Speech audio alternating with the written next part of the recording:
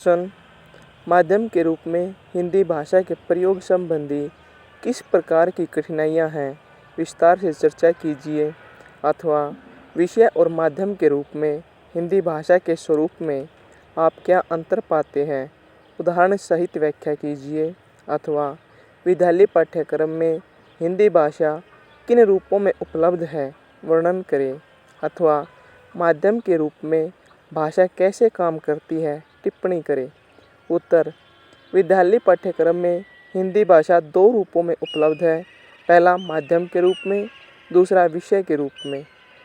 माध्यम के रूप में भाषा: जब हम विद्यालय में गणित, विज्ञान आदि विषयों को पढ़ते हैं, तब उन विषयों का माध्यम हिंदी या अंग्रेजी या तमिल यानी अपने क्षेत्र के आधार पर हो सकता है। यहाँ पर यही समझाने की कोशिश की गई है कि माध्यम के आधार पर भाषा का इस्तेमाल कैसे होता है। उत्तर भारत में ज़्यादातर बच्चे हिंदी भाषा को जानते हैं और विद्यालय पाठ्यक्रम में हिंदी भाषा माध्यम के रूप में प्रयोग की जाती है। माध्यम के रूप में हिंदी भाषा विभिन्न विषयों को जानने, उनकी अवधारणाओं को समझने में सहायता करती है। इसलिए हिंदी भाषी बच्चे हिंदी भाषा में अनेक प्रकार की अवधारणाएं सीखते हैं। उदाहरण के रूप में उत्तर भारत में सुबह नाश्ता करने की अवधारणा के लिए हिंदी भाषा में कलेवा शब्द इस्तेमाल किया जाता है। ध्यान रहे, कलेवा केवल नाश्ते के लिए ही इस्तेमाल होगा, दिन या शाम के भोजन के लिए नहीं। भाषा विभिन्न विषयों की अवधारणाएं बनाने का काम करती है।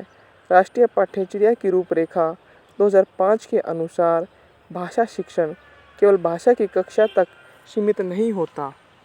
विज्ञान, सामाजिक विज्ञान या गणित की कक्षाएं भी एक तरह से भाषा की ही कक्षाएं होती है। इंटरनेट के माध्यम से हम विषय को कई भाषाओं में समझ सकते हैं। ऐसा करने से बहुभाषिकता को बढ़ावा मिलेगा।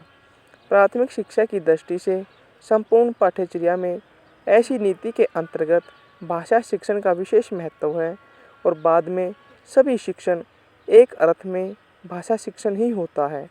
इस तरह से हम समान विद्यालय पद्धति की दिशा में प्रगति कर सकते हैं, जिसमें भाषा शिक्षण और शिक्षण के माध्यम के रूप में भाषा के उपयोग में भेद न हो। विभिन्न विषयों को पढ़ने के लिए भाषा पर पकड़ होना जरूरी है। हिंदी के संदर्भ में यह समझना आवश्यक होगा कि भिन्न भिन्न विषयों की हिंदी शब्दावली भिन्न भिन्न होती है। विभिन्न विषयों में प्रयुक्त शब्दावली को भाषा वैज्ञानिक भाषा में प्रयुक्ति कहते हैं। उदाहरण के लिए बैंक में प्रयुक्त हिंदी शब्दावली होगी चेक, फॉर्म, खाता, ड्राफ्ट, जमा, आवर्ती खाता, जमा खाता आदि। यह शब्दावली प्रयुक्ति कहलाती है। इसी तरह अन्य विषयों की शब्दावली अलग होगी।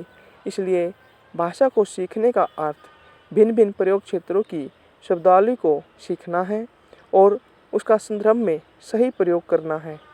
विषय के रूप में भाषा: विद्यालय स्तर पर विषय के रूप में एक से अधिक भाषाओं के अध्यापन का कार्य होता है।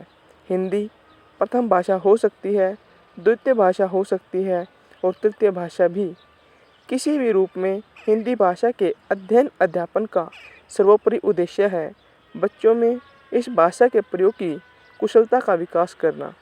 विभिन्न स्थितियों में भाषा का प्रयोग करने की कुशलता या क्षमता उन्हें जीवन की अनेक आवश्यकताओं को पूरा करने में सहायता करती है।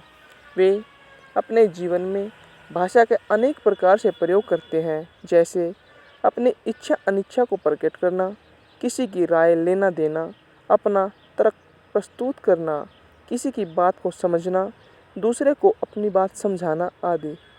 हिंदी भाषा की पाठ्यपुस्तक में दिए गए पाठ बच्चों को यह अवसर देते हैं कि वे भाषा प्रयोग की कुशलता का विकास कर सकें।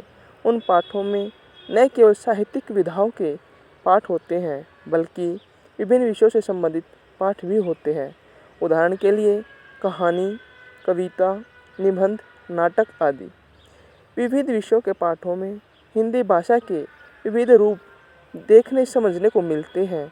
मान लीजिए कोई निबंध रक्त पर आधारित भी हो सकता है, जो एक तरह से विज्ञान का विषय है।